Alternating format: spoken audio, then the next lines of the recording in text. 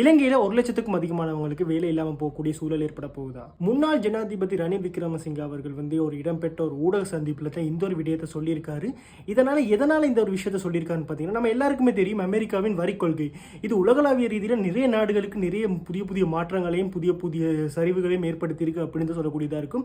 அமெரிக்காவின் இந்த வரி கொள்கையினால நிறைய நாடுகள் தங்களது பொருட்களை அமெரிக்காவுக்கு அனுப்ப முடியாத நிலைமையில இருக்கு. அந்த அளவுக்கு வரி கொள்கை அதிகமாக இருக்குன்னு சொல்லக்கூடியதாக இருக்கும். அதனை தொடர்ந்து பார்த்தீங்கன்னு சொன்னால் அமெரிக்கா ஒரு பக்கம், சைனா ஒரு பக்கம், ரெண்டு பேருமே மாறி மாறி மாறி அவங்களுக்குள்ளே வர்த்தக போர் ஒன்று ஆரம்பிச்சிருக்காங்க அப்படின்னு சொல்லக்கூடியதாக இருக்கும். இவங்க அதிகரிச்சா இவங்களும் அதிகரிக்கிறாங்க, இவங்க அதிகரிச்சா இவங்களும் அதிகரிக்கிறாங்க. இப்போ கூட ரீசெண்டாக பார்த்தீங்கன்னு சொன்னால் அமெரிக்கா கிட்டத்தட்ட சைனாவுக்கு 245% அதிகரிச்சிருக்காங்க இந்த இறக்குமதி கொள்கையில்.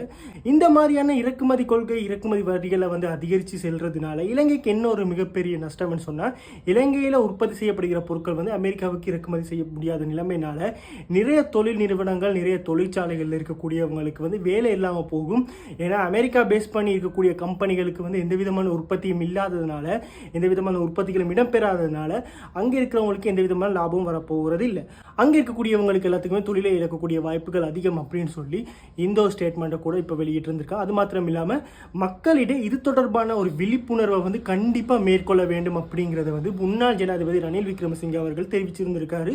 ஸோ இந்த தடவை பார்த்தீங்கன்னு சொன்னால் இது தொடர்பான என்ன விடயங்கள், என்ன மாதிரியான சலுகைகள், என்ன மாதிரியான அடுத்தடுத்த மூமெண்ட்ஸை இந்த கவர்மெண்ட் மேக் பண்ணுறாங்க அப்படிங்கிறத பொறுத்து இருந்து பார்ப்போம்.